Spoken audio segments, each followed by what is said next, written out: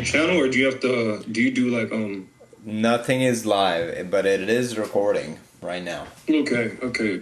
Yeah. So how you been? And great, man. How are you? I'm great. It's been a while since we did this. The last time we did a podcast was almost a month ago. These don't really feel like podcasts to me. It just kind of feels like a sitting down and chat sort of thing. Yeah, in a way.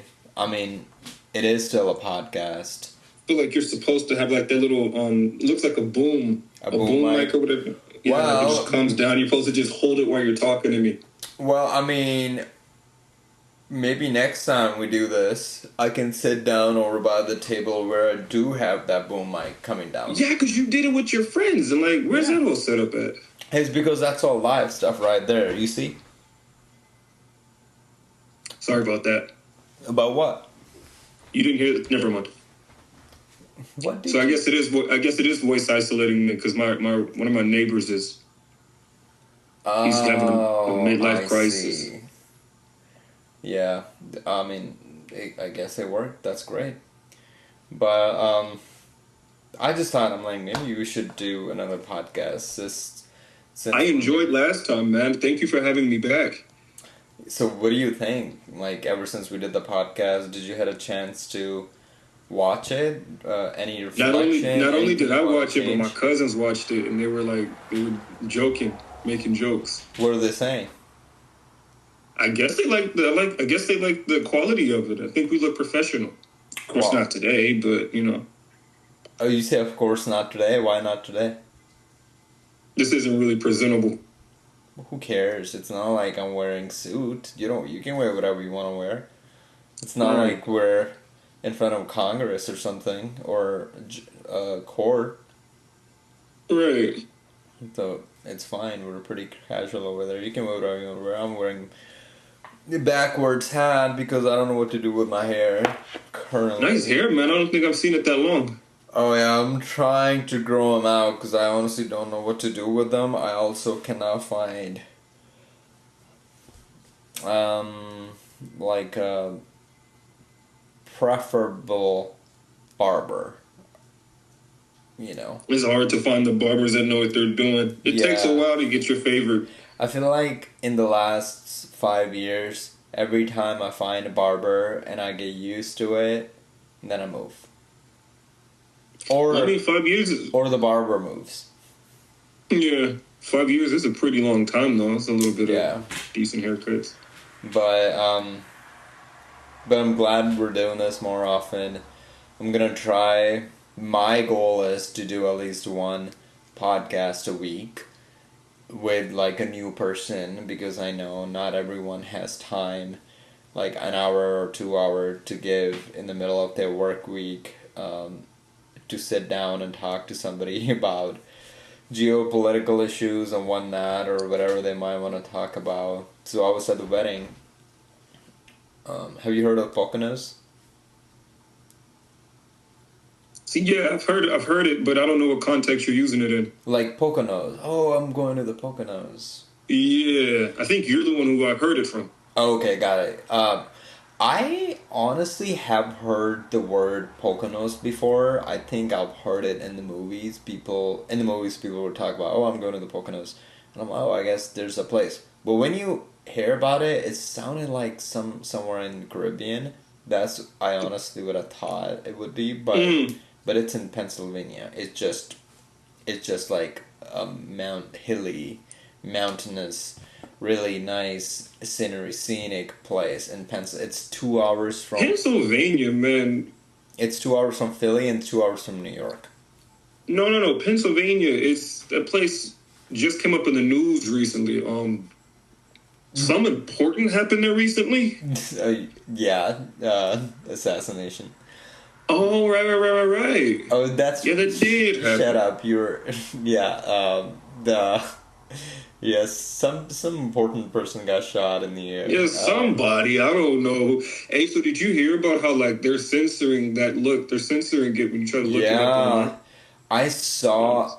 Well, every time, cause I'm very weary about I think we had this conversation. Anytime something goes mainstream on Twitter or anywhere, like, oh, this is happening, look.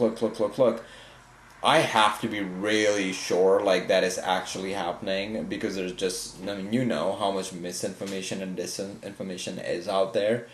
So I saw that Google, when you go to Google and type the word assassination off, and it would give you all the prediction, or suggestions of like Lincoln assassination, all the presidents, anybody ever got assassinated. But you put D, you would assume it would automatically populate Donald Trump, which just happened. You can put the whole word Donald Trump, no suggestion, and even when you press enter, it will give you the results of all about Kamala Harris. And then Meta AI, and I'm not sure about, might have been ChatGPT 2 as well, allegedly. I haven't checked that source, but basically anytime you would put that in, it would say, oh, I don't think Donald Trump was assassinated.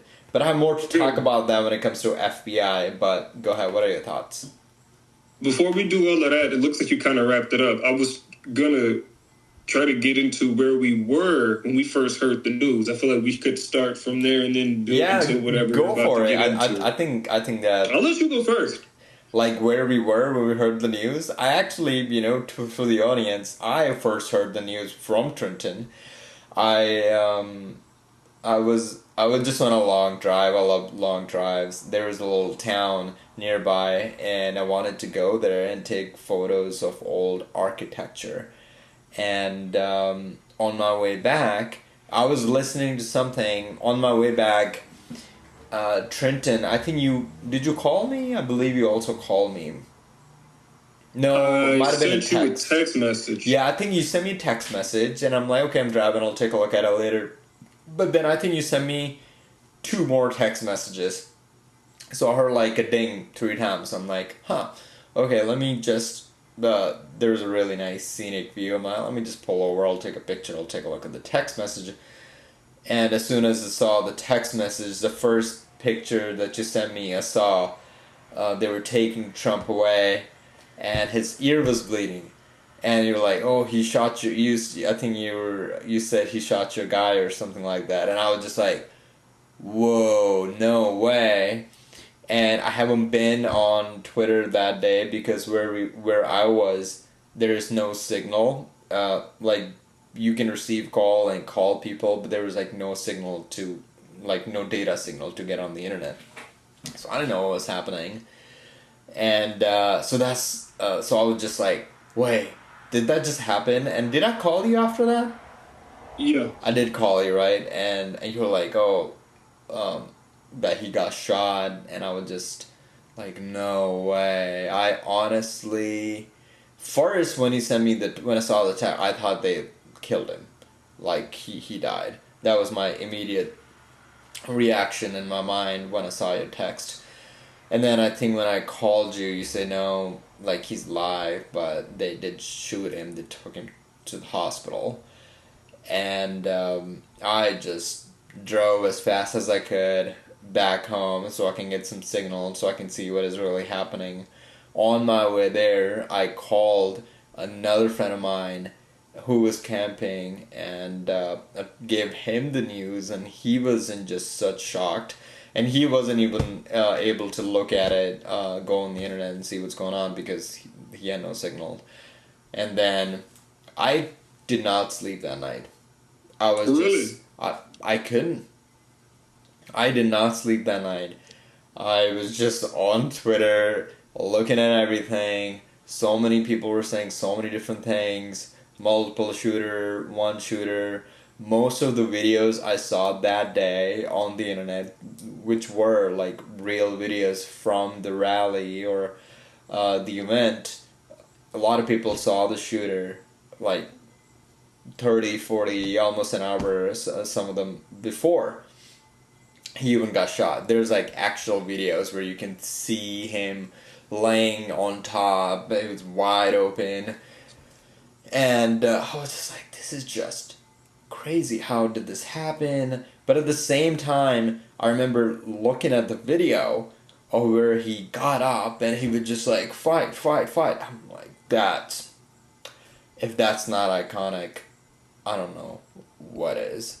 But right away I saw Elon, he was retweeting and he said he endorsed Donald Trump immediately. It was crazy. I did not sleep that night. I think I might have fallen asleep early in the morning around 4 and just slept for a few hours. And next morning I tried to reach out to as many friends and family and talk to them how it went. But yeah, how was your experience? I swear to God, I'm trying to find this quote as we speak. I'm always so unorganized. Like quote from me? No, it's not from you. It's one of my quotes because we were talking about it on the phone. Where was I when I found out? I was actually in my room. I was right here. And, certain things happen and you think it's fake. I mean, it's Donald Trump. Everyone's seen that AI picture that they have of him getting arrested and he's fighting the cops and took his wig off and slapped somebody. Right. So when I see certain pictures, I don't really take them serious, but then you see YouTubers actually like, oh my God. And now to the audience at home, to all three of you guys that are watching, I give Sharon Deep his props every single time because can't speak English. Situationally, this guy has me beat by light years, right? What I mean by that is if anything is to be known about a topic, he's going to know about it. So right off the bat, Sharon Deep knows about Trump. Like, he knows about all of that stuff. So I texted you forgetting that you were camping. I thought you had already knew about it. So I was just checking in on you to see if you were okay because I know that you like Donald Trump. And so then I sent you a text message. You didn't respond. And I was like, oh, he's probably just like looking through and he's probably in shock. Then the weirdest thing happened. You called me. You were like, bro. And I didn't believe it. I did not believe you didn't know. You were like, are you serious? You're like, hey, what happened to him? Look at. I was like, Sharon, you don't know he got shot? You're like, no, I've been camping the whole time. I was like, oh, man. I was like, I just broke the news to you. Because I would have did it way better for you if that was the case. That's why I didn't know. And so, yeah, that happened. And I felt pretty good about that. I was like, I broke some news to you for once. But one of the reasons, that's how I found out. I was just sitting here and I thought it was fake because people like to troll and whatever. But one of the reasons I wanted to bring it up was because of a lot of misinformation. I was getting ready to go and move my car for street cleaning. And remember, I sent you a screenshot. They said a Chinese man did it. But New York Times actually reported that. But the fun fact is, they had the right picture of the dude. But they said it was a Chinese guy. He just looked Chinese. Did he? Does he really? Well, I don't think he did. Maybe I don't either. Maybe I feel like one of the pictures, he did have long hair and Asian people have like really nice hair with the glasses. So when you're just a dead body laying right there, I mean, maybe somebody thought maybe he's Chinese. I mean, who knows? That's the only thing I could think of. And then I remember the name came out right after that, and the name was correct. Now we know that name was correct. That is that guy. Right. And immediately after, they started saying, "Oh, he was a registered Republican." Yeah. X, Y, and Z. Which is true, he was, but that doesn't mean anything. And then more things started coming out. There was a video of him, I don't know if it's from college, it's from somewhere, but I don't know if you saw that video, there's a video of him freaking out in front of a group of students who had this table. It looked like it had a table. You know how sometimes in college people have tables where like, hey, debate me, on this issue. Yeah. They had Trump's thing on the bottom, and this dude was freaking out, and he was saying, slash him, slash all Republicans, slash Trump. and allegedly he also made some donations to a Democratic Party, and there is another picture floating around. I'm not 100% sure if that's his picture, but this dude does look like, the shooter, and it's a trans person, basically pretending to be a woman. And it looked like him, but I'm like, I cannot say for sure. Yeah. Right? Right off the bat, I mean, we do know he hates Trump. That why else would you want to kill him? And so many other things started coming out, but one of the things I noticed, I don't know if anyone else, well, I'm sure a lot of people picked it up, that thing too, but I feel like me being prior military, one of the things I did notice right away, how crappy of a job it looked like Secret Service had done. I was about to say, yeah, it seems like everybody did a pretty bad job with that one. Like, what? And another thing, I have never seen this many women. I don't think I've ever seen a woman in any Secret Service detail. When was the last time, prior to the Donald Trump assassination attempt videos, you saw a female detail in any other Secret Service security? I have never seen it. Yeah, I haven't either. And then I'm like, just to check myself, so I don't sound like an idiot if I bring this up. Right, because that was real important. That was real important when everything first happened. Yeah. I Googled Secret Service for Bush, Secret Service for Biden, Secret Service for Obama, all the Secret Service agents' photos and everything. Not a single picture of any female Secret Service officer. Not a single picture. I have never seen it. That was the first time, and they had like not one, not two. I think there was 2, 3 female officers. Well, they said she worked for PepsiCo. She worked for PepsiCo before she got this. You are talking about the director of Secret Service. Right. Yeah, I'm talking about the actual Secret Service agent. Oh, yeah. Did you see the text messages that came out too? What the text messages? Okay, so, and I don't want to misquote this, but there was some text I could actually pull this. Is it something you saw today? Because I feel like I did see a text floating around. I just did not pay much attention. There was a few of them. So, apparently, I'm going to take it from memory, so if I misquote this, I'm not a conspiracy theorist. You are. You're a conspiracy theorist. Apparently, so that they saw him, and they're like, look, somebody parked their car and they came in with our caravan, and he has a backpack next to him that he didn't have earlier, and one of them was like, listen, I'm getting ready to leave though, so you guys handle this however you want to. Pretty much is what they said. Interesting. That must be new. Yeah, I do remember there was a text floating around. I'm trying to find it too. I cannot find it.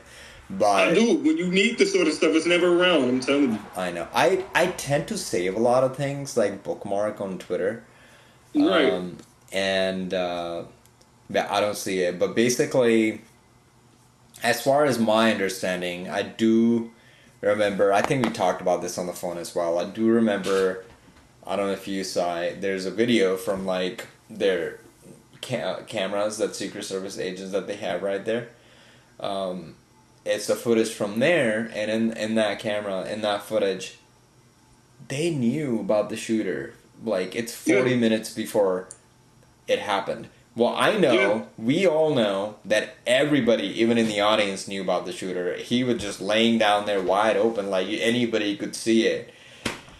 I'm again, I don't want to go to the place where, hey, it's an inside job, but because I don't know if somebody in the outside look at this, if they're like, hey, this is a completely inside job, because I see why they would say that, but I don't want to go there. Right, I'm really more leaning towards, I think, Secret Service just did not do their job. It looked like they weren't even trained. I honestly don't know how a lot of them even got that job. Now, I would say... And I think that's probably why it will point to an inside job. It's like, how do you mess up that bad? Like, the dude literally said there's somebody sitting there and we see him with the scope. Listen, I'm going to take off. You guys do what you want to do. Like, that's what the guy says in the text messages. Right. Before I allegedly, because these weren't my text messages. I never saw him. He didn't text me saying that. So, I don't know. But allegedly, that's what they said, yeah. Right. And I think, I'm just not sure. Like, they're definitely not suited for this job. Another thing is, I hate that how political FBI and these agencies have become. I just hate it. I was literally about to say that. And the other Biden administration, they definitely have weaponized DOJ, FBI, CIA, and all these agencies against Trump. I mean, you see the last 4 years, And not only that, just yesterday, right in front of Congress, under oath, FBI Director Christopher Wray says, we don't know if the bullet hit his ear. It could be something else. He said that under oath. And then as of today, the acting Secret Service Director, when they asked him, what hit Donald Trump's ear?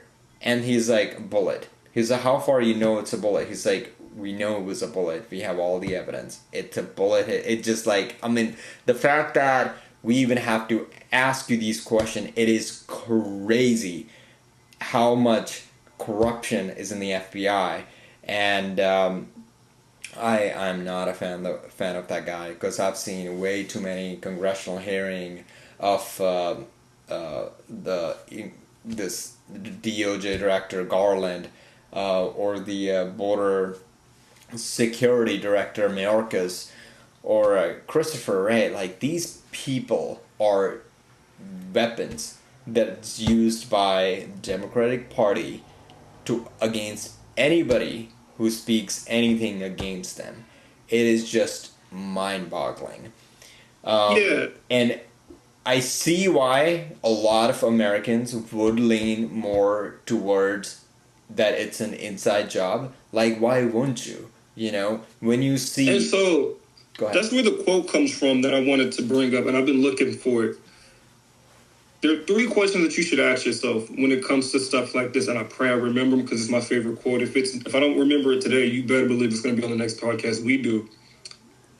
I think the question that you have to always follow go like this. Where did you first hear it? Who benefits the most from it being said? And what's the third one? What's the third one? What's the end goal? Well, that's who benefits the most from it being said. I guess. So, I forget what the third one is, but the first one is, where did you first hear it, and who benefits the most from it being said a whole bunch? And that really stuck with me, because I'm like, that's a real logical way of thinking. And so, if we look at this critically... I think this is the issue we talked about over the phone a few days ago. I've been trying to find that quote, but bro, check this out. And of course, they wouldn't have known this, because, okay, let's set it up. If you're thinking of doing something like that, you're thinking it's going to hit him and he's not going to be around anymore. So I could see it being an inside job, because it's like, okay, well, the dude just fumbled and then we had to react because we already looked bad letting it go. But with that being said, I could kind of see it being an inside job. Because think about it, he wasn't supposed to survive, because that exact opposite happened. People, his popularity skyrocketed. Yeah. So that wasn't the intended, that wasn't the intended outcome. Yeah. The people, if that was an inside job, were not meant to benefit. It wasn't meant to benefit Trump, definitely. Yeah. And so I can see it going either way, man. I can see it going, but I think, hold on, I take that back. Because we only know this now. We only know it now that the bullet didn't take him out. Had the bullet took him out, we don't know what, that's probably what somebody intended. We would have been a whole nother world right now. Exactly. And so, do you think people would still say it was an inside? I'm pretty sure somebody would say it's an inside job. But then they probably just would have chalked it up to people being crazy conspiracy theories. If he had gunshot? If it would have took out Trump? I think if this would have... the probability of people believing that that it's an inside job, if he hadn't survived, skyrockets. I mean, we still don't know. We still don't have all the files for Kennedy assassination. Oh yeah. Why is that? You know, and he got assassinated, and then his brother got assassinated, then his son. Oh no, actually, let me back up. And then Marilyn Monroe, she was very close to the Kennedys. Then she got murdered, and then Kennedy's son, he was on a plane, and something happened to the plane crash, right. And his son and son's wife, they did not survive. I mean, I don't know what Kennedy knew. I mean, there are. He did give that one speech about the secret societies, about the DeepState. It's a well-known fact that his dad was a bootlegger, and that's one of the reasons he kind of got. So it goes like this: the theory, and we're just pivoting, I guess. One of the theories goes that his dad was a bootlegger, so he kind of paid like the mob to like kind of get them into the White House, and then them being in the White House, they're supposed to pull strings and whatever. They didn't do that, and so since they didn't do that, apparently this is why that ended up happening to JFK. Of course, that's the very simplified version. Yeah. But there's a story out there that goes like that.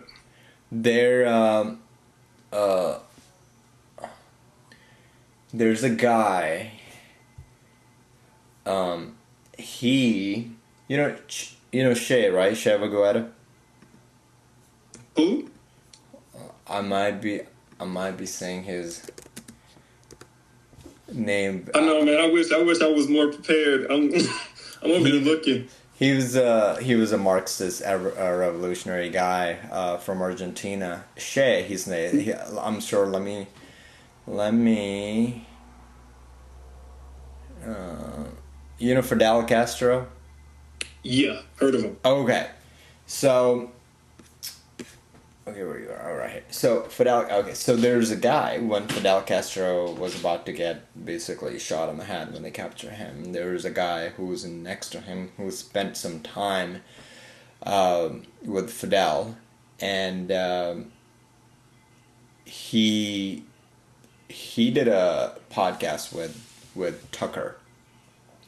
According to him, it was Cubans who took out JFK. Yeah, according to him, he said he's 100% positive that it was Cuban, but he also does say there's also a big possibility. He say he wouldn't be surprised if whenever we do find out, if we ever find out, if it was Cubans, that it was actually CIA and Cubans who together took out JFK, because JFK spoke about the secret society and how much powers the DeepState and the small letter agency are getting, and they're doing their own operations. And we do know during that time also how many missions and projects CIA was working on and with Cubans during the Cuban Missile Crisis and all that. So wouldn't be surprised. And this is coming from somebody, the very last picture of Fidel Castro, this guy who did a podcast with Tucker Carlson, he is in that picture with Fidel Castro. He's in that famous picture. So I don't know. I would actually like to take a moment to ground this conversation a little bit, because ultimately we are talking about things that haven't really been completely fleshed out, Yeah. We don't have a whole bunch of knowledge on what happened. Things are still coming out. People are having videos. But something I think me and you as men can speak about. Imagine that we're men now. Something that we can speak about as men. Let's talk about, I guess, the aggressor, the dude, the assassin guy. And a word that people love it's what do you call it, a buzzword? A word that everyone just takes and they just just run with them. Democrats are really... go ahead. Let's talk about the incel that tried to assassinate the president. Let's talk... I want to take it... Yeah. Well, we do know, I guess the month of July, I guess he had made some donations to a website to gain illicit amount of nudity, naked pictures of women. OnlyFans, I'm describing.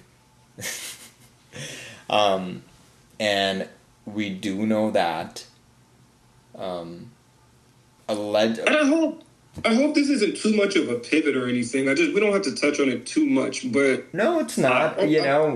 I honestly did.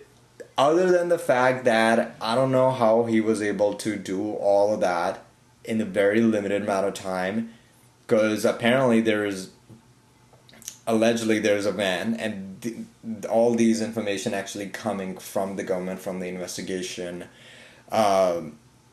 There was explosives found in his van. I don't know how he got those explosives or found those explosives. And he told his coworkers that he was going to be back at work the next day or something. He was buying, I think he bought like a ladder from Home Depot, and he was like, hey, I'll see you guys Monday or something like that. It's like, how? And that was there, and you're telling me that he had a rangefinder, like for his weapon, sniper rifle, rangefinder, explosives, a ladder, and a whole bunch of other stuff that they found on him, and he just got away from everybody, the Secret Service, that he was able to manage to get there with the sniper rifle, the rangefinder, some of the explosives, the ladder, and not only that, when it was announced, because I think it was announced only 6 to 7 days before that Trump was going to come and speak there. So whenever that happens, by the way, let's say Trump, either the sitting president of the United States or prior older president of the United States, and also possibly our future president of the United States, it's supposed to go somewhere and speak.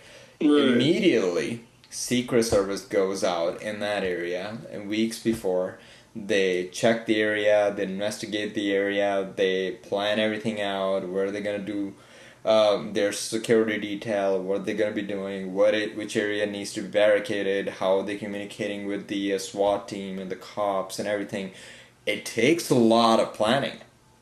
That requires hundreds, maybe even more than 200 agents. I don't know how many agents or how many people do plan that.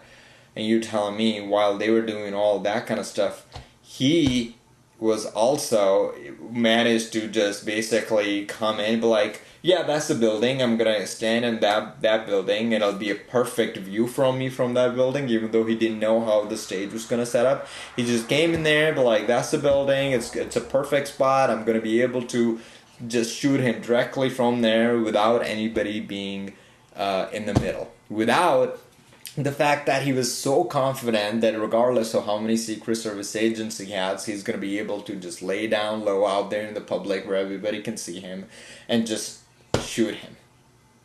You know something that you're making me think about, and it's just a little bit before Biden, because remember before this whole thing happened, Biden was having a whole bunch of duds when he was doing his public speaking and whatever. What do you mean by that? So he was messing up, like he couldn't say his. Remember we defeated. What did he say? We defeated healthcare or something like that. He was messing up a lot of his. He's not. He's been messing up so much. He's been messing up so much for so many years. So it's the media. This is where I was going with that. Think about all the faces and all the hands that you don't see in this situation, because he's not in charge of all of this stuff. There are other people. I'm going to say something really quick. Out here in Oakland, I don't live in Oakland. In Oakland, the mayor, her house got raided. I saw that, yeah. And she put on YouTube that the reason they're treating her unjust like this, she played the race card. She played the I'm black card. She's not even black. She's not but even black. I'm a minority. Asian. I'm a protected sort of thing. She's like, oh, I didn't go to the schools like they went to, and they're only doing this to me because I don't fit in their perfect society. Sharon, she's being backed by a very affluent and rich family. Yeah. My point is this. Those are the people you don't see. Those are the people you don't see. The reason they rummaged through her house is because they think she's money laundering. All alleged. We haven't found her guilty yet. Allegedly? So I mean, she is. I mean, I'm pretty sure she was, even though I have to use the word allegedly, but pretty sure she was. I don't think you've ever lived in the Bay Area, so I don't think you have the grounds to say anything about that. But I'm only kidding. Sharon Deep has this whole thing online. It's called I Love Brentwood. He's actually really patriotic. He's a great person. Also, well, actually, I don't care. I don't care if it's public. People can know where I'm from. I was going to say, normally, I don't want people to know where I'm from. But, sure, whatever. People can go look for it. I don't think they find your house. You don't live out. But anyway. I don't live out there anymore. That's what I'm saying. Mm-hmm. So, did I just dox you? I'm sorry. So, yeah, no, you threw me off. She definitely went through that. And I'm saying that to say, given Biden's track history this year, he's definitely not running the show. So look at her situation and how she's money laundering to make things happen. And now let's kind of try to let's try to plug it into our current situation. You have somebody who can go and sit somewhere in plain view and try to do what he does. Secret services don't really do their job. It kind of does make you think okay, so what's going to happen? I think we should watch this lady who had to step down. Because, certain people just go from one job to another, right? Yeah. That's why it took so long for us to catch the Epsteins and the Weinsteins. They weren't just getting fired and just going. Of course, they're done now. But we still don't know what happened. All those. That's a whole nother podcast we can do, but continue. Yeah, so my point is, I wonder who we're not seeing in the whole situation. I wonder who played a role that we don't know about and who doesn't. Of course, we'll never find out because, like you said, the JFK stuff. But it's I'm more than certain it wasn't just that black and white. Do you know how many agents they had stationed there? How many agents they had stationed at during the rally? You probably don't know the exact number. We don't know the exact number. But none of them did their job. None of them. It's possible, don't get me wrong. It's a possibility, but it's what are the odds, right? Well, so something we did talk about on the phone, and I'm willing to bet on it. Sometime in our lifetime, there will be some, if they ever declassify these documents, there will be some declassified documents about mass shootings and possibly actually just about mass shootings. We were going to learn about mind control. And I tell this people all the time, anytime I see a lot of these mass shootings, I'm not saying every single mass shooting has something to do with mind control, but they are more than average amount of mass shootings where it just does not add up, especially the one from the Las Vegas shooting. That just does not add up.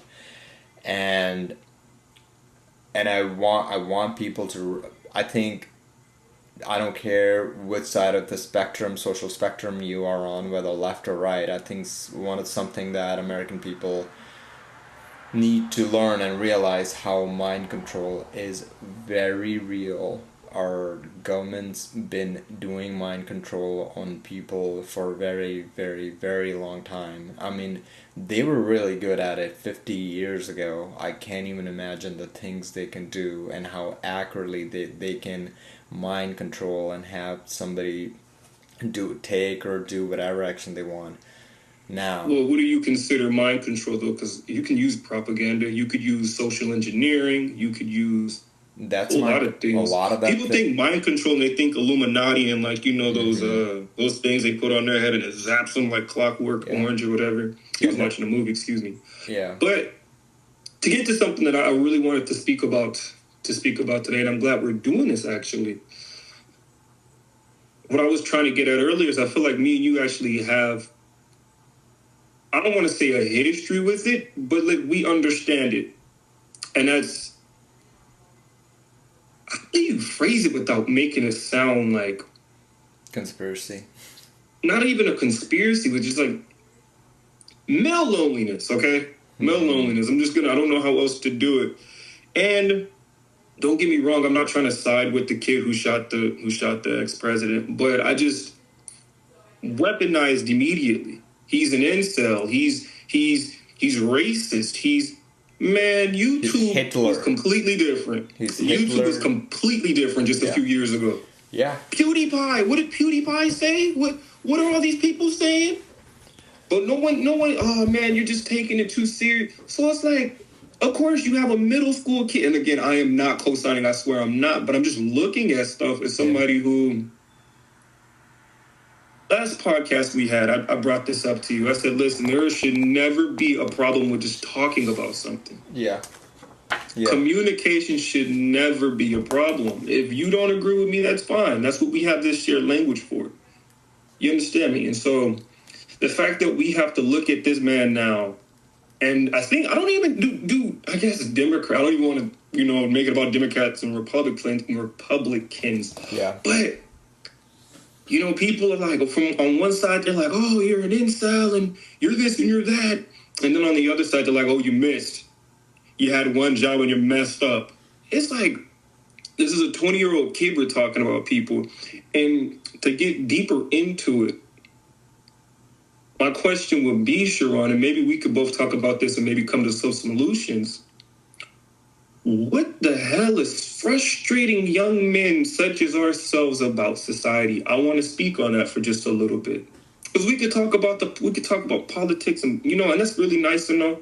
But I feel like me and you could actually speak to this because once upon a time we were this. Mm-hmm. Like I could give you my personal background with loneliness and whatnot. Honestly, I have no problem with being candid on here. Would you want me to go first so I could set the stage? Go for it. So, and I'm glad I get to go first. This way, there's no confusion on what type of conversation I believe we should be having. So, I just watched a video actually before we did this, and I was at work. I'm lying. I was at work when I saw this, and apparently this new video came out. Sharon Deep, for the first time I want to make sure I quote this correctly. What news? You got to be careful with the news, right? But what news people told me this, though? Hold on. Sorry, but long story short, for the first time in American history, Black people are committing suicide at a higher rate than white people. You're like, Trent, don't bring no racism on here. No, just hold on. I want to say before this happened, minorities were committing suicide at a high rate. And now let's make it even more micro. Minority men were committing suicide, right? And you ask yourself these questions. You're like, what would lead to stuff like this, And I think personally for me, and let me know if I'm all over the place. Let me know if I'm losing you at any point. But where we're at so far is that men are killing themselves at an alarming rate, and it's minority men, but now it's Black men more than white men, right? This all plugs into what we're talking about because of this incel kid who just tried to shoot the ex-president. It's like, okay, we could talk about, propaganda and mind control, but what's causing these mass shootings? Why are these kids, throwing their lives away? Okay, we look at him like a loser, but at some point, that kid had potential. Yeah. That's a 20-year-old kid laying on top of a building somewhere. Yeah. And people don't see that. When I saw the picture I sent to you, I was, again, this could get taken so wrong. But let's just remove politics for right now. Let's just remove all of that stuff. I hear you. Right? Let's just look at it human to human. I know where you're coming from, but go ahead. This was someone sitting in front of their computer one day just like we were. Was riding in the back of the car with his mom just like we used to. It was a kid. When did he stop being human and become an incel? Where it's like we don't have pity for him no more. Now he's to be one of them and we are one of us. It's easy to make somebody to be your enemy when you're not. Why do you think people walk past homeless people? Because that's their problem, not ours. It's like what do you call it? It's like it's a them versus us mentality, right? Yeah. They're not human. You're dehumanizing people like that. And I'm not a social justice warrior. I'm just telling you, you could see somebody suffer when you don't identify with said person. Let's get back to the topic, right? So when I saw the young man dead on the roof or whatever, it's something that I've been seeing for a long time now. How many mass shootings? They don't even report them all. Yeah. I want to say, what was it? Last year, there were more mass shootings in America than there were days in the year. Do you know how many days there are in a year? 365. There are more mass shootings than that, right? It's wild. Can we also throw a little nugget in there? I feel so bad about this, but I'm going to have to plug it. Do you know when gangsters and thugs and stuff in the black neighborhoods do it, it's not considered mass shooting? Just want to put that out there. Anyway. Right. So, I know, because more people die in Chicago every day, more especially. You were hearing about all these moms and children getting shot. That's not a mass shooting. Mm-hmm. That's a different conversation, but it also kind of leads into this. So I just want to say a few bullet points, and I'll let you speak. I'm sorry for kidnapping the conversation, but as you can tell, it's something I'm passionate about because... No, go for it. Hey, here's one of my first points. I wasn't even thinking about this being my first point. And I could be wrong about this, but... a lot of times in our society now, you really do feel inhumanized. You don't feel like a human. You're like, oh, what are you talking about? Sharon D., me and you were actually hanging, and this might be extreme, but you understand. So when I say you feel dehumanized, it's like, okay, this person has more rights than you have now. Sort of deal. Like, we're not all equal. Now, let me tell the story. Me and you were hanging out with a friend in front of Safeway, and we wanted to go get something to eat. Remember who they wouldn't let in the restaurant? Oh, the unvaccinated. They didn't let us in the restaurant. And so you can take that how you want to take it. Hey, well, there's people in here. It's not that big of a deal. Fine, that's cool. We'll give that to you. But in the same token, when no one understands anything about these vaccines and all of this stuff, whole different tangent. But my point is, you didn't have the right to do certain things. You couldn't get a job. They didn't want you going anywhere, right? And so it's like, and that's just for that. That's just for that. And some people have a religious reason not to take vaccinations. What do we do about them? You can argue for us. Okay, you're just being a dumbass. Okay, so am I stupid when my religion says something? Just because... Man, I tell you, I could go on all day. Something that's crazy about us in the Western society that I've observed. People need you to adhere to their culture. People need you to pay attention, and they want you to pay attention to their values more than anything else. That's the only... You have people who do cocaine, people who do hashish, people who do mushrooms, but you're terrible for drinking. It's like, the way I destroy my life, perfectly fine. The way you do it is unacceptable, right? Yeah. And so, let's bring it all back, right? For me, I won't say dehumanized. That's a pretty large, that's pretty extreme. And we could take it places where we did feel like it, but you definitely do feel subjugated, and you definitely do feel like ostracized. No one would talk about... And I don't want to say that's true, but I know you definitely know what I'm talking about, being that you actually support Donald Trump, and you were not with the vaccine. Me and you used to just sit in the car and drive around and used to talk about it all the time, right? And we remember we were in like the neighborhood, and we were hearing people drive past during like Biden's rally. Fuck Donald Trump. Yeah. They're playing music and stuff. All the divisiveness. Okay, let me say my points, and I'll let you. I'm so sorry, I kidnapped the conversation. It's okay. I'm writing notes, so I'm gonna talk about a lot of the things you mentioned. So I feel like I found a pretty decent way to wrap it up. I feel like the fact that we all have to adhere to everyone else's culture has taken the individuality away from us, and that's what makes us human. Being an individual. and having your own culture and having your own family, having your own household, do you know whether or not you're okay with this or not? People will ostracize you for what you do in your own home. Meanwhile, being mad that you do the same. Oh, you know, if I'm gay or whatever, why does that matter to you? Okay, well, and again, these are hot topics, so we can't say everything because people get upset. But, and even look at me now. I'm censoring myself to talk to you, my friend in my house. I can't have regular conversations because why? Somebody's going to see me a certain way. I'm putting a muzzle on myself. And you're like, well, because you're ignorant. Okay, but how do you fix ignorance? By communication and knowledge. Right. So we can't have a one-way conversation. We have to talk in order for me to learn. But we can't do that because I'm scared. Right. You get me? So I'm being denied the basics when it comes to a society that we're all supposed to be a part of. Male loneliness, right? How the hell is somebody lonely when we're all connected? We're all in each other's backyard. All you got to do is press the wrong word in Instagram and you could find your freaking neighbor. Go on Facebook, put in the wrong number, and then you'll see your neighbor's wife like, oh, shoot, I didn't know this was her. Point is this. Individuality is not dead, but it's not what it used to be. Yeah. And I feel like that could really mess up your sense of self. It's either I fit in or I don't fit in. And now look, we call you an incel. Yeah. Now look, we call you whatever we want to call you. Yeah. I think for me, that's what would make me. That would kind of make me feel sad. Yeah. No, I think everything you said makes sense. I agree with it. There are just so many things you brought up, so I'm all over the place. No, you are. It's fine.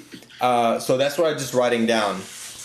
I'm gonna start off with. I'll get to the incel part and the loneliness part and how a lot of them, when they do these kind of things, what pushes them. We'll talk about that, but I'm going to talk about COVID a little bit because you and me, we experienced COVID. We actually lived together. We lived together. We experienced it. We lived together. We were in San Francisco. And the amount of places we weren't allowed to go. We weren't allowed to go to restaurants, any of the museums. Mostly I couldn't do anything. I remember I was, at that time I was actually dating. And the person I was dating, me and her, we can go to restaurants together, we can go to movies together, we can go to museum, all the things that you would expect to go to. Don't say the name. No. I want to say something, but it's kind of extreme. It sounds a little bit like segregation. Right. No, that's exactly what it was. Seems a little bit extreme to say that, but it kind of does. Hey, you can get in, but he can't. Exactly. I mean, it was segregation. It was what happened, during Nazi time. Like, if you were a Jew, you had a number with the vaccination card. That's exactly what it was. It was crazy, and I'll give you a story. A friend of mine, she I don't know where she was. She has one of those traveling jobs, so she goes all over the place, and she was visiting us in California. And she wanted to do so many things. It was during Christmas time, and she had everything planned up, and we explained it to her, like, we actually can't, like, we can come with you, but we can't do all the activities that you planned. And she's like, what are you talking about? She said, no, that's 100% true. We can totally do all those things. She didn't believe us. I'm like, we really can't. So we would go to places, then they would be like, no, we cannot come in, and she can come in. She was mind blown by it, and that this is actually happening. But because what happens is her being very liberal, she doesn't see all the stuff that actually is happening. But anyways, the point I was getting to is, I don't think people, even now, I was hoping maybe people would have learned that how much power a media can have, how much influence media can have, and how it can change any narrative, and it can flip even the results of an election. And we saw that during 2020. And that being said, we saw how much attack Donald Trump was getting the whole 4 years he became president. After he became president, the attack on Donald Trump, it went from normal people on YouTube, on influencers or actors, to actual politicians who just realized how much power media really does have, because a lot of people just pushed all those lies, and if other people can do it, politicians can just do the same thing and get away with it. And we'll be in the last 6 months, 4 years, what are the words Biden used against Trump? Threat to democracy. He needs to go. He needs to go at anything. And I'm like quoting him. We need to take out Trump no matter what. He's a threat to democracy. He's a Hitler. He's Nazi. And these are, imagine listening to all these things, but on repeat, not just from a politician, not just from a sitting president of the United States, Biden, the vice president. You got all the actors, the Hollywoods are involved. You got the social media liberals involved. You got the athletes involved. And that's what, if an incel, if somebody who's lonely, somebody like this, hear all these things, what an incel wants. He wants attention, and he wants to feel like he's the hero. And why wouldn't one out of the bazillion incel lonely men we have would try to do something that kills him? And I'm not even talking about the language all the politicians use. I'm talking about they would have like mannequins of Trump with beheading heads. What was that one lady? I don't know her ladyship. Some Hollywood lady. She's she chopped Trump's head off, and she's the blood falling over. It was mainstream. She was, and a lot of people who have a talk show, I don't want to say their name, but they were saying things like, basically, he needs to be dead, or he's a Nazi, and this it's gonna come to him. It leads to what just happened. It leads to a lot of the mass shootings that are happening, and another thing you brought up, how social media people compare yourself with one another. Sorry about that. It's okay. You brought up, I thought that was a really good point. That thing, comparing yourself to one another, it's not a new thing. I think we as a society, every society in the world, we do it. Oh, he has better car than me. That person live in a better thing than me. It had always been a thing. And back in the day, we had this, I'm sure you know the saying, keeping up with the Joneses. Right? But the problem is, back in the days, there's only one or two Joneses you kind of like had to keep up with. Your neighbor who got a better car, now you're like, oh, I gotta like make better money or more money to have a better car or go on a better vacation. There's maybe one or two Joneses you have to keep up with. But when you go to social media, now there's millions Joneses that you're comparing yourself to, you have to keep up with. So the depression that causes that obviously just increases so much. That's another reason why this happens. And the whole what the media did, how you can even say one good thing about Trump, you're labeled a Nazi, and then politics did the same thing. It became mainstream. They made it mainstream to hate. And in the other words, they're saying, oh, we're the party of love. We want everybody to love. But they made it mainstream to spread hate and do hateful actions to anybody who says anything, any other views regarding Trump. That being said, even now, why is it so hard? I've been wanting to do podcasts for so long. I'm like, I have to do it. I've been wanting to do it. It's almost like kind of like my passion. But I don't think it was hard for me to start a podcast. The one thing I've been struggling with a lot is actually even the people that I know are just as passionate about talking about all this stuff. so hard to find people, even now, who will do the podcast with me about the things I want to talk about, the truth that people need to listen. So there's definitely more people out there who are aware, but there's still yet even more people out there who are still afraid of the things that will happen to them from their friends, from the media, from work, or them losing their job.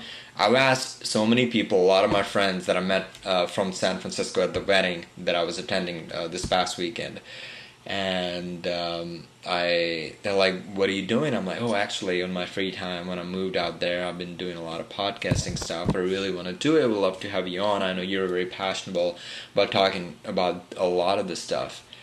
Everyone, like, I would really love to. They talked to me the whole time. Everyone was super passionate, frustrated, and talking about very intellectual, smart people, but refuse to come to on my podcast because they're afraid of the repercussions. Yeah, and let me hop in here with you really quick. I feel like you're saying something that jogged my memory. I want to put a pin in something really quick. And I think this is going to be a good segue. I want to play devil's advocate because I feel like things got really bad during the virus, right? And I think one of the reasons that happened was because everyone had no choice but to just sit home and look at what everyone else was doing. Yeah. That right there, what did you just say about the internet? You're keeping up with the Joneses. Now you get to sit home and actually... But I want to say this is at the core of me even bringing all of this up. As men, Western men, right? Because what does society tell us, or where does society tell us our value comes from? From providing, from being strong, and whatever else. And so... Hold on. What? I'm going to push you a little on. I don't think that's something left has pushed, that patriarchy is a Western man thing. It's not. That's every family, like, that was a thing in India, born and raised in India. That's still a thing in India. Well, yeah, two things.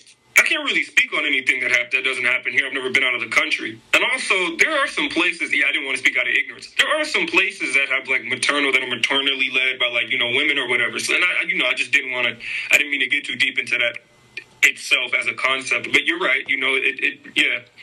But what I was trying to say was that you're taught you have to be a good competitor, you have to be great at providing, and I don't want to use the term alpha because that's not even we already know about that term, but you get my point. Yeah. So now, when you, as a society, and again, I don't want to victimize anybody because some men do come up short. Some men, you don't take showers, you don't have a job.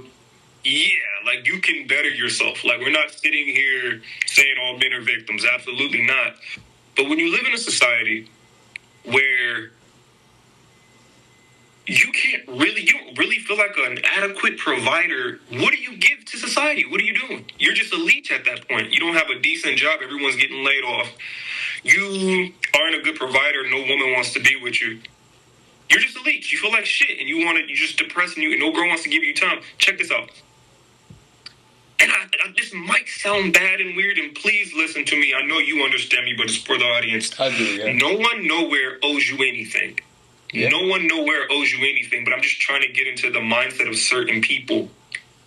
Think about it. Women love community and status. I mean, you can't have status without a community. Imagine you being the strongest person, but the only person. You need other people to measure your strength against, you get me? Mm-hmm. So, women love status, community, right? I don't think there's anything more popular online than women. So they get that. They get they're pretty, they get the people in the DMs and the O's, I love you. Yeah. Men who need to feel fulfilled with the way that they provide, when you don't got a job and you don't got no woman to provide for, think about it. Why do men want families? We want something to provide for. It's kind of our thing. If you don't have a family, who are you providing for yourself? That's not providing. That's just you surviving. I really think about that. Like, if you have a whole bunch of money, with no one to give it to, you're just surviving because that money's not going to go with you. You're not providing anything. You could give it away to like people, but you're not, your lineage, your legacy. It's not, you're just giving it back to people. You're just donating it, right? I think you know what I mean on that. But getting back, when we make fun of these dudes who can't get women and stuff and they can't make their own families or whatever, there's more to a man than that, but you get my point. Yeah. You really do feel like shit. And then couple that with, as men, we're loners. We're loners. We're not really like, we're not really out and about. Oh man, let's go. We're not like chatty, like girls sit down and like chat. Yeah, I get it. Yeah, and so couple that with the fact that you go online and see everybody else has that. You're lonely. Nothing to your name. Yeah, I feel like people get frustrated from that. And then what did we just talk about? We were just talking about how everyone sat inside the house. School shootings go way further back. You had Columbine, you had way further. But I'm saying, when we look at this epidemic where dudes just, they don't feel like they're worth it anymore. Like, everything either goes to already rich and established people or it goes to women, right? I think that's, I feel like I'm fucking this up a little bit. No, you're not. I feel like I'm messing this up a little bit. But you are not fucking this up at all. Everything you said made really good sense. With the psyche of somebody who's trying to 100%. establish themselves. What do they say? They say women are born made. Men have to make themselves. We have to build ourselves. Well, how do you build yourself with no tools? You know? Half of us don't have dads at home. Some of us, COVID, people were barely surviving with COVID. Yeah. You're literally starting behind the 8 ball. Yeah. Yeah. And you have no friends. Like you said, all of your friends are in different places. No one's outside waiting for you. You're online talking about how white people are great and you're Mexican. Like, a lot of the mass shooters, they do like to idolize. They have like the little thing that they do. And like none of them will actually be from said race. But I think that plays a really big role in why a lot of men are frustrated. It's kind of hard to be a man. If you try to compete, you're being toxically masculine. If you're trying to provide, you realize nobody wants you to provide for them because you're not worth providing for me. The only thing you can do is go online and send me money. I don't want you touching me. I don't want to, none of that. Yeah. So it's like the things that kind of make, because men are kind of what's wrong with society now. Yeah. So you feel oppressed and you feel like, So everything you brought up a really good point. We can have several hours of conversation on this topic. This is a really good topic. A matter of fact, I think I'm gonna write this down. I think we should do a podcast just on this topic that you have brought on, only because I want to speak a lot onto this. I was hoping you could relate. Yeah, no, totally. I everything you said. But this is one of those topics where there is no black and white answer, right? In order to understand this, you have to understand so many things that had happened that got us to this point. We gotta go back to so many things that have happened in the past, that have happened in the last 2 decades, the last decade, that got us to this point. Okay? So many things. Can I ask you a question, though? But hold on. Let me... you brought up good points when it comes to this, so I'm going to touch a little bit upon on that. Women are very emotional. Okay? They're very emotional. They can be manipulated very easily. Women crave attention. Easy now, we're trying to get subscribers. Women crave attention. Okay? And that manipulation was started a long time ago when the push to send women out to work started. This is a long time ago. Women want equal rights. They need to go out and work. Cool. Let's separate from a family, or just like not even a family, let's just say an ecosystem where men and women equally dependent on each other, right? That ecosystem eventually becomes a family, right? Patriarchy, which is the left is against, which they claim, it's an American, it's not an American thing. it's other countries too. But anyways, let's figure out a way where men and women are no longer dependent on each other and they no longer need each other. Okay, so they did that, right? They sent women to work.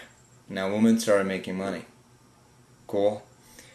So now, let's figure out a way, even though women have all the rights and everything, let's figure out a way, let's manipulate and use emotions and use psychology even more to where, tell women that actually now, you can make your money, you don't need men, right? So they did that with the whole feminism movement. They did it in a way where back in the day, men used to be able to go, they knew how to talk to women. They would go out and talk to women. They did it in a way, they made women going out and just talking to women such a taboo thing. And now, men are just afraid to even talk to women because, oh, you're creepy. Right? Let's do that. Right? And now you have women who say they don't need men, but realistically, you can pull up the stats. The most depressed population in women are the single women, and also the women that are in their 30s and 40s, childless, who are also childless, and with no husband, are the most depressed women in America. Okay, and then now, on the other hand, now you look at men, right? Men have so many purposes, but I think the ultimate purpose for a man, an average man, is to get a good job, because men naturally are providers, to provide, right? When you no longer have women who want men, right? They're no longer, that main purpose that you have in life, to find a woman to provide for a family, it's gone. Ultimately, that leads to depression in men, right? And then on the other side, you have this community that started on the internet, the incels, right? So now they want somewhere to relate to. They feed into that echo chamber. Yeah, exactly. So I feel like but you understand what I'm talking about. This is a topic that we can spend hours and hours.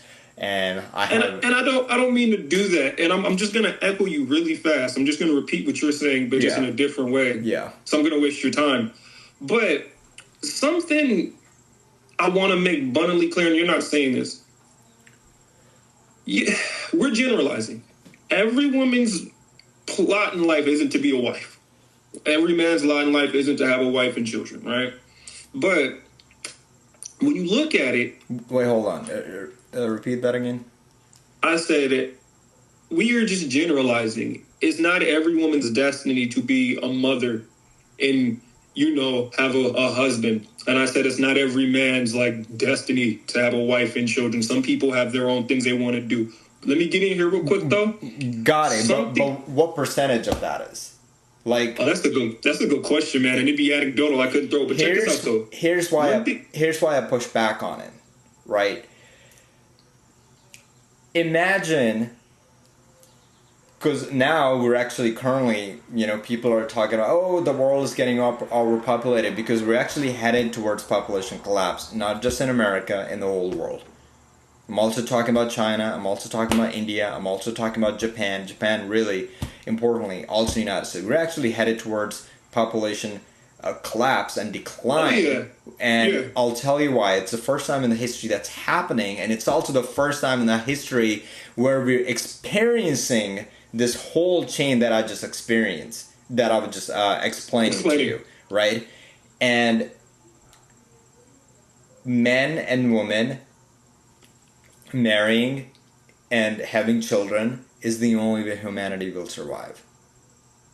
Quite literally. Literally. So when we say it's not every person's destiny, now, of course, I have friends, really good friends, who would have loved to get married and have children, but they just couldn't find somebody. Now they're old, right? But that percentage of people that their destiny, like you said, didn't end up being where they end up not being married and have children, they decided to pursue other things, that percentage is a very small number. If anything, that percentage of number in America is probably the highest, because that big experiment was first basically utilized on America. Now it's happening all around the world. We're going to see the same thing, the population collapse results we're going to see probably in our lifetime in America. We're going to see in other countries, because those ideas were adopted from other countries like India. A lot of people look to the West for enlightenment. One thing I wanted to wrap up, because I didn't wrap up in the past, was that okay? We were talking about minority men killing themselves at a higher rate than I guess non-minorities. What I was trying to get at with that, because I didn't wrap that up, was that when you live in a society that tells you who you're supposed to be, you feel like a failure when you're not. It all comes back to what we're talking about right now. Yeah. When you live in a society, when you're taught how you're living is wrong and who you are is wrong. As a black person, that's a whole different conversation. But as a black person, we're taught to live a certain way. But now that we have this thing called the internet, you can understand their different cultures. And wait, I don't have to act like that. And wait, I could. But then you go outside and they got a problem with it. I just want to put that right there. That's not the whole thing that makes like minorities want to do it. You also have, again, comparing yourself to other people. Why do they get both parents? Why do they get to eat 3 meals a day? That was just me wrapping that up. I can go way more into that being black. Yeah. Now, let's get back to what I was saying, though, about not everybody being destined and whatever else.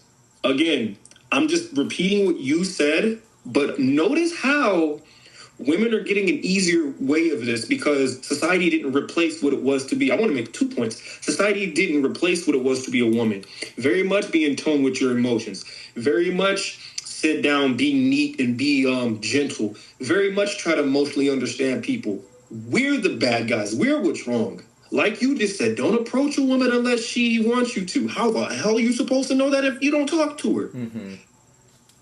Oh, man, look at these guys. And let's not lie. Some dudes take it. We're just generalizing. Some dudes do take it too far. When, like, you're in a freaking parking lot fighting and you about to kill somebody. But I mean, testosterone will testosterone, am I right? But just as much as we need gentle people, we also need fighters, too. What's going to happen if we go to war? What's going to happen? I agree. Hey, if somebody tries to kick your door in right now, are you going to bake them some cookies? Who's gonna protect the house? Right. Very much both sides are necessary, but society didn't replace the woman. It replaced the man. I'm not even finished with my first point yet. Just being a man is wrong. You're wrong. You shouldn't. You have a whole bunch of guys hanging out and kicking it. People will avoid that. They're like, look at those guys. They're getting. Anyway. So like I said, I'm going to wrap it up like this. Society replaced the man because now a woman doesn't need she doesn't need nobody to provide for her anymore. She can go get a job, have her kids, be a single mom to said kids, and then provide for her kids. Is that a good idea? No. But what has society taught her? I want to ask you a question after I finish what I'm doing. As men, they've made us look bad. And I want to say a little bit of that comes from the fact a lot of people have single-parent households. Mm-hmm. So it's kind of hard to appreciate something you haven't had. Mm-hmm. Like, when's the last time you were grateful for the Porsche or whatever? You never had one, so that was a bad example. I'm sorry. But I think it kind of plays into the role of, like, the single mom, single mammy thing. That's why everyone's like, oh, my mom is so strong and my mom is whatever. Yeah. Literally couldn't have a kid without a man. Yeah. But also, one thing I want to say, too. Have you noticed that women are quicker to anger and are way more militant than men? Like, it's so funny, aggression and whatever is bad until they do it. It's because they're an emotional being. And nobody wants to accept that fact because, no, we're meant to be equal. We're not.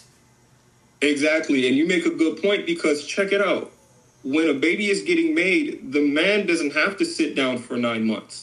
It makes more sense for a man to join the workforce because he can consistently get revenue and income. A woman has to take maternity leave. You can say I'm being whatever, but God made us this way, or science, whatever you adhere to. We are not the same. Men put on muscle, women put on fat. And, but I'm being honest though, so it's like... Fat phobic. So it's like, really, they're not equal, but if you notice, you just made a good point. You're like, women are emotional, so we're allowed to let them be upset. But when a man does it, it's toxic masculinity and it's testosterone. When we get into fights in the parking lot, oh my God, look at these, what the heck? When women do it, well, she should have been talking shit. Like, what did she think was going to happen? Girl, you stood up for yourself. And if a girl laughs at you or cusses you out or something, you shouldn't have approached her. You notice, you said something earlier, too. This is me being biased. I'm going to be 100%. It's more so ignorant, though, but I guess that's what a bias could be. When you said that the left is, like, spreading love, that's not what they're known for. They're known for being victims. Mm-hmm. They're known for, hey, look, life isn't fair, but it hasn't been fair to me, therefore I deserve more rights than you. And it's like, wait, how does that fix that? That's like, and people actually say this. My whole life people have been racist to me, so now I can only be racist to you. You can't be racist, but I've dealt with it my whole life. You're like, how does that fix the situation? You're only perpetuating the good stuff that you've been through. If you don't like it, why are you now putting people through it? I feel like I went on a tangent, but I hope you get what I'm saying. No, I understand. I feel like society damn near replaced men with women. Now they get mad. Now they provide. Now they have families and they don't need us because they could teach a man somehow. You get me? You understand it? Well, and now everything. I see what you're saying. This isn't right, but I'm saying society lets them get away with it. Right. It's not like I see your point. Yeah, absolutely. Yeah. Have you noticed that though? Have you noticed women who are like super easy to anger and shit, and they just get mad? You're like, oh my God, man. Hey, this is a running joke here in America. When you guys are both at a restaurant and they mess your order up, who gets mad about it? Oh man. It's usually the girl. He didn't order that. She's like, baby, it's cool. She's like, no. And then she gets mad. Yeah. Literally, and then she gets mad you didn't tip. But what were you about to say? Oh, and I was just going to say this. And everything, the answer to everything. I feel like sometimes people expect like a white and black answer. Everything you said makes sense. And all of those things has an answer, but has an answer where so many things came into play. And one of the words that you mentioned is a lot of people are ignorant about how men either are supposed to feel or like women supposed to feel. I agree. I think a lot of people are ignorant. More people are ignorant now than ever have been, and more people in the future, even more people in the future, are going to be more ignorant than they are now. Where did that come from? It's like a domino effect, right? One generation that you took away something that every person needed to know how the society runs, but now that generation does not know that thing. So now the next generation doesn't learn that thing from the prior generation. So now no pass down. But then you also reinforcing this. And what am I talking about is back in the day, women actually knew their traits. Men knew their traits. And women were proud of their traits. Men were proud of their traits. And then they knew what those traits meant for women and what it meant for men, and how a man will come in and support a woman, and how a woman will come in to support a man, because they knew who they were. Because people knew what it meant to be like a man, what it means to be a woman. All those skills used to be naturally, would just pass it on to us. Now, and I'm not saying those traits aren't passed down, but they really aren't. And one would say the people should just learn those things about themselves who are tall, but most people don't even know who they are. Most people don't even know what their skills are. Most people don't know what their strengths are these days. Most people don't know what their weaknesses are these days, because it just... And another thing you brought up, real world, and you brought up the internet, right? Because people look at society, what society tells us to do this, and where is that society? Back in the day, that society used to be your neighbors and your close family, right? Your church, exactly. Whatever programs you watch on TV. It was the real world. Now it's was this how many 8 other billion people, and everybody else saying the different thing, and you're more confused than you ever. And then you have the propaganda that they pushed out. Oh yeah, you can be whoever you want to be. You know, do what you want to do if you want to be happy. Yada yada yada. That's a statement where if you are someone who's like somewhat mature would take it with a grain of salt, right? Now people don't take those things as a grain of salt. They take those things as literate. Like, yes, you're right. That is true. No, that's not entirely true. Like, so another thing you brought up, we were talking about like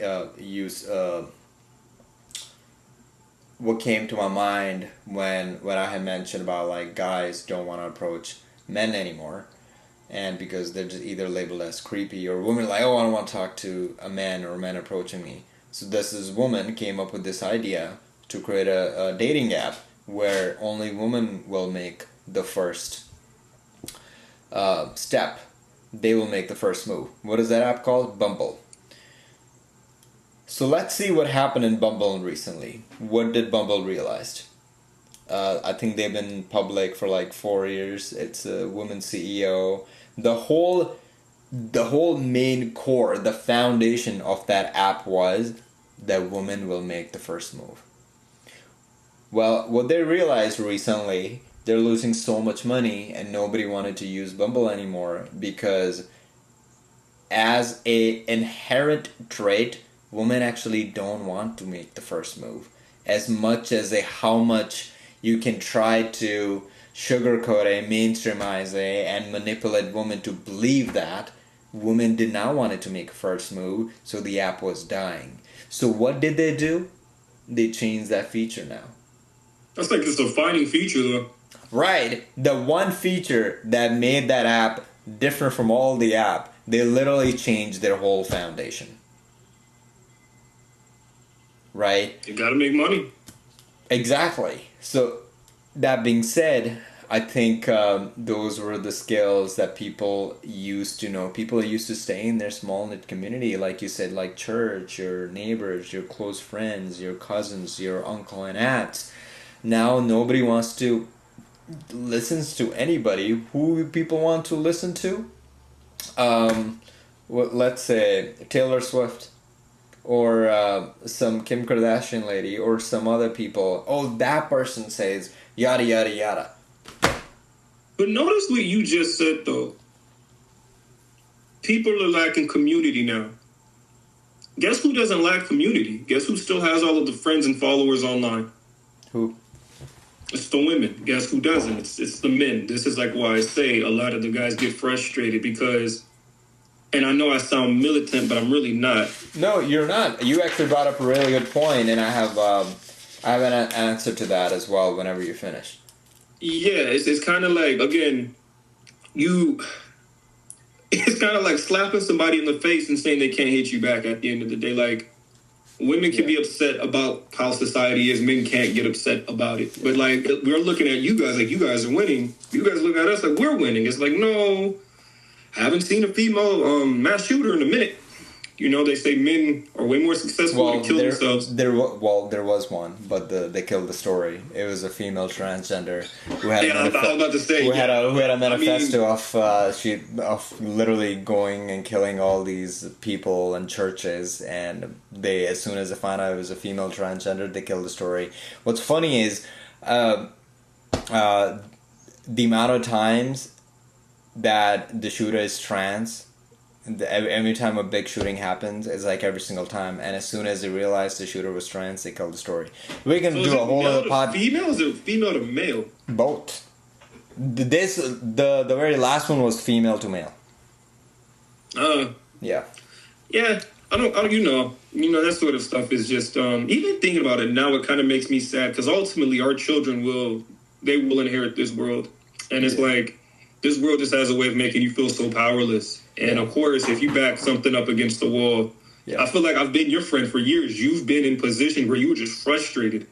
Because once you get your back up against the wall, you're like, damn, I'm looking for any way out, but like I just can't catch a break. Yeah. Right? And then again, you're in this echo chamber with people telling you whatever. And I mean, I think we touched on some pretty good points.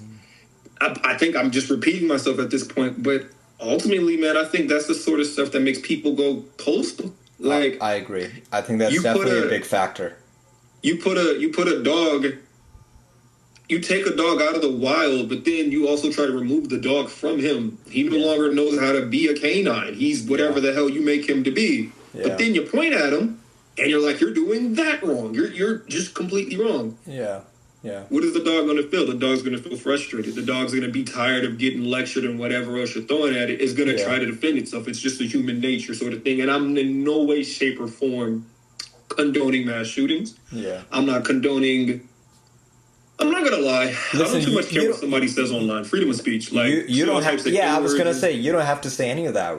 I know what you mean. Anybody with the common sense, if somebody wants to go out against you, oh look at this guy, he's like basically saying the shooter was so and so.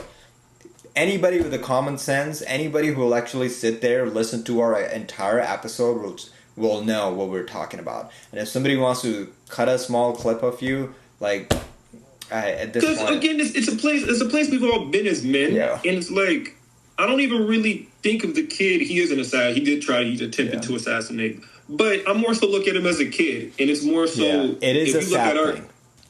If you look at our conversation, it's okay. What makes people repeatedly act like this? I feel like if you can take anything from our two podcasts, it's that communication should never be illegal. You can't learn any other way. If somebody would have.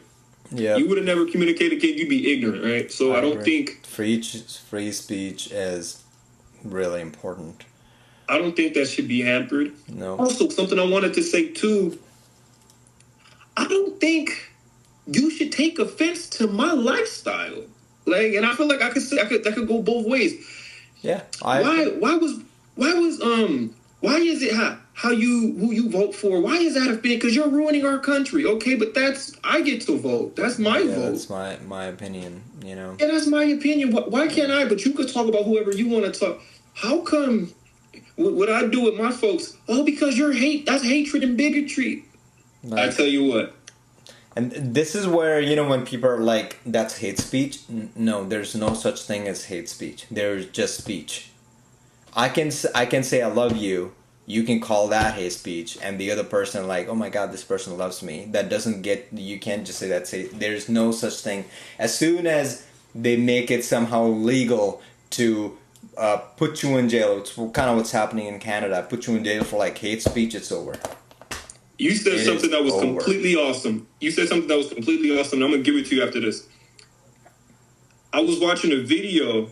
And it was saying one of the major ways to destroy somebody's argument is to put them in a position where they can't argue to begin with. This is why I think you have to change up words like toxic and all of these other words. You make them mean something else. So where you just confused your opponent so much, he doesn't know what he's saying anymore. He's like, wait, it's hard to have a conversation. Watch this, right? It's hard to have a conversation when you guys can't agree on anything. That's one of the first things you have to do in debating. You guys have to look at each other's like information and, hey, can we agree that this is the floor that we're starting on? Yes, boom. You can't do that if I love you is hate speech. Right. You can't do that if certain words don't mean what they usually mean.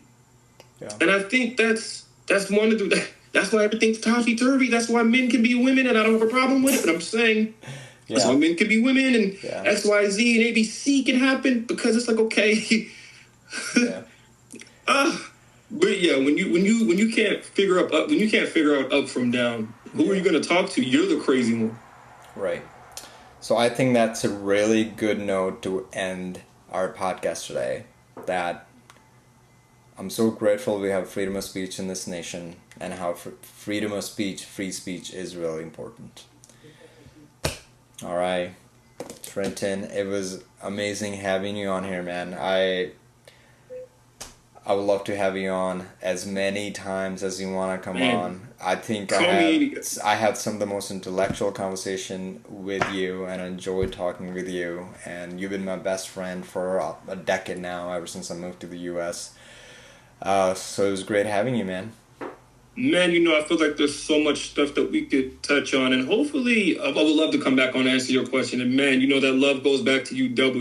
There's so much, even around me, I wouldn't have if it wasn't for you. But you know what I would like to do one day? I know you said your friends don't really fancy it, but it would be great if we could actually have somebody on here. Like a third person? A third person, so we could see. We could compare and contrast. Maybe we'd all think alike, who knows? Yeah. But it'd be a nice idea to get somebody else's point of view, because we're not 100%. An echo chamber. Yeah. One of the things that we really like to do is communicate, and me and you, we think alike a lot. And so that is the goal that I have. What my goal is I think it would be really nice to have, let's say if you're talking about a topic, any topic, let's say, it'd be really nice to have like an expert on that topic.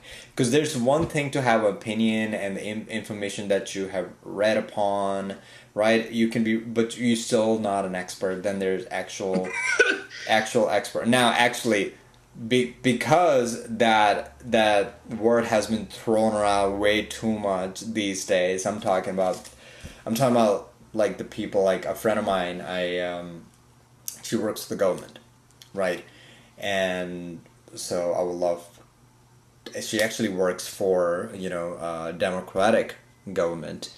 So I would love to, there's so many things that I would love to know. There's so many things that media, you see in media, you see on the right, you see in the left.